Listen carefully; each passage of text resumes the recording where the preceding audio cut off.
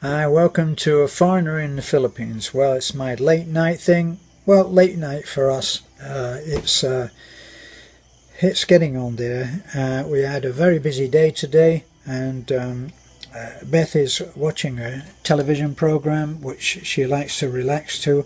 As I said in one other video, she actually says that she's following a program, but actually she's just sleeping in front of the television. That's why I used to call the TV the big sleeping pill, because that's what I used to do. I used to sleep in front of the TV.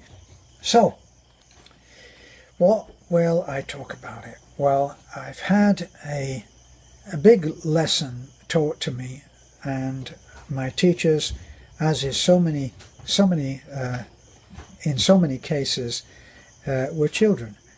And when I have to confess that I am not an automatic child lover. I don't think that every child is wonderful. Some of them I don't get on with, because I think of children as young people. That works in two ways. It works in a very good way, and I don't go ooh goo gaga and do you like the choo-choo train? I don't speak to them like that. I have fun, but I treat them in a more sensible way, to my way of thinking. So, do I like all kids? No. But sometimes you get taught a lesson that really gets rammed home, not by something a child says, but something a child does. And children are operating, they're operating naturally, and they are born learners.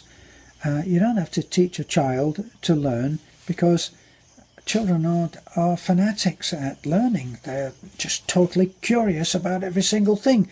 So, what's the lesson? Well, a lot of people will say, oh no, it's not the love lesson, is it, again? But it is. When my sister-in-law Jessica arrived back, she brought 3 children with her.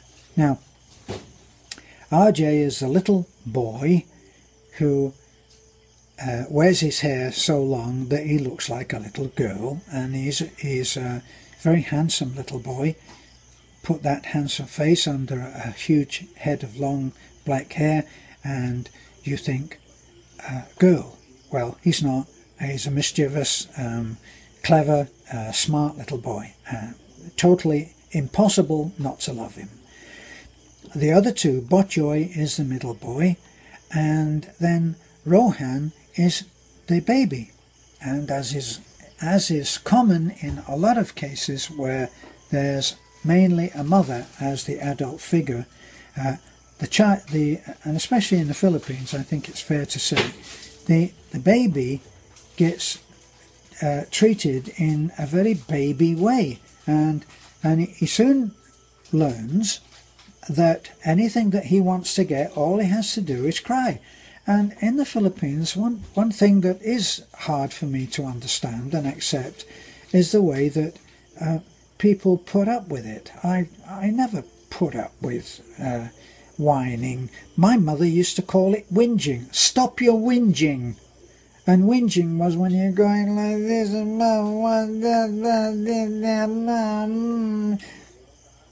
and here they listen to that and tease and laugh about it.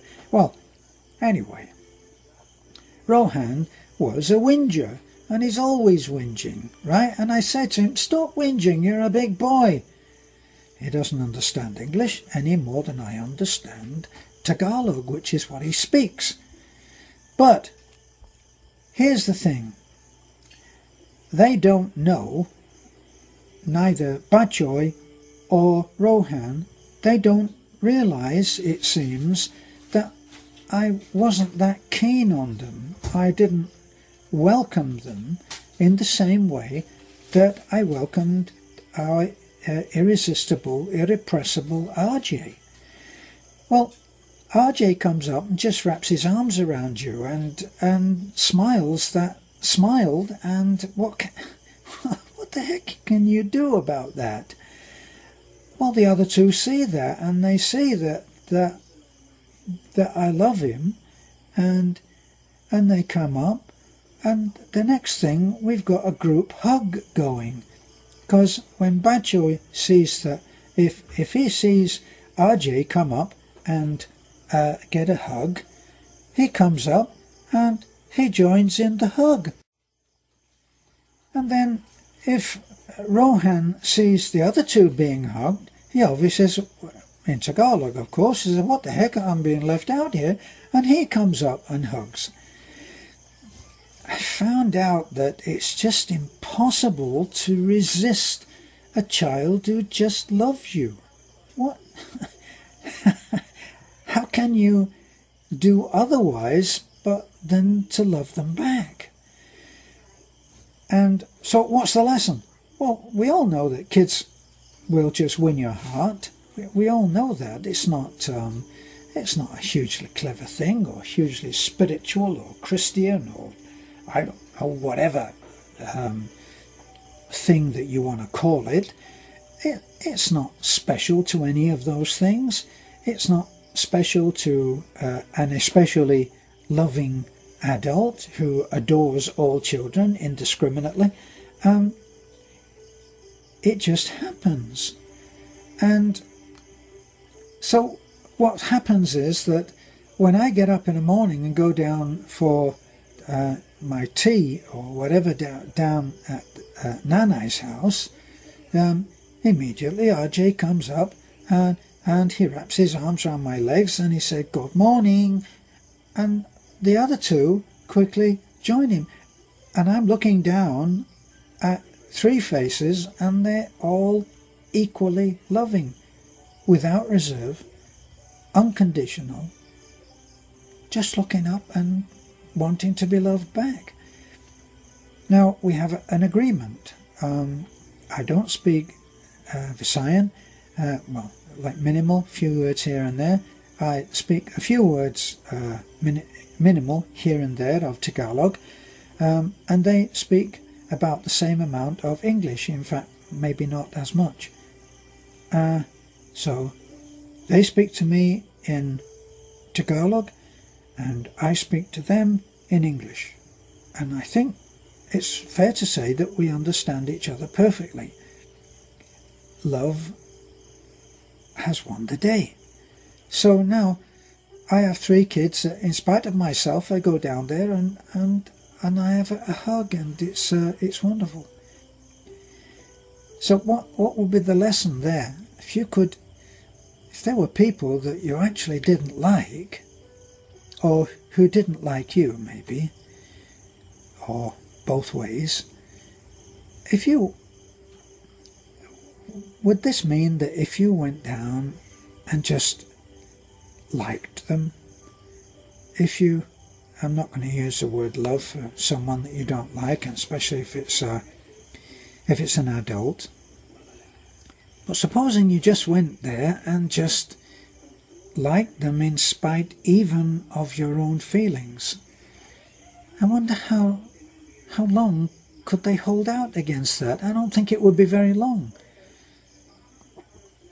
It's quite a lesson to learn. It was for me, that whatever happens, if you can maintain an outflow of love, the other person has no defense against it.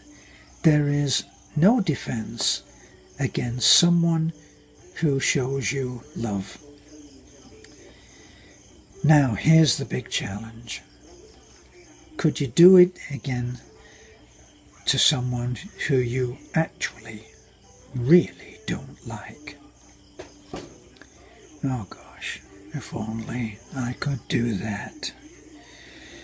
Well, I admit I'm very much a work in progress, as possibly in among all of those perfect human beings that watch these videos that we make, there might be a few other slightly imperfect people like me who might learn from the idea that you can outlove somebody even when they don't like you. Wouldn't that be a great thing to be able to do? This is a foreigner in the Philippines. Thanks for listening in. If you are still listening in, bye for now.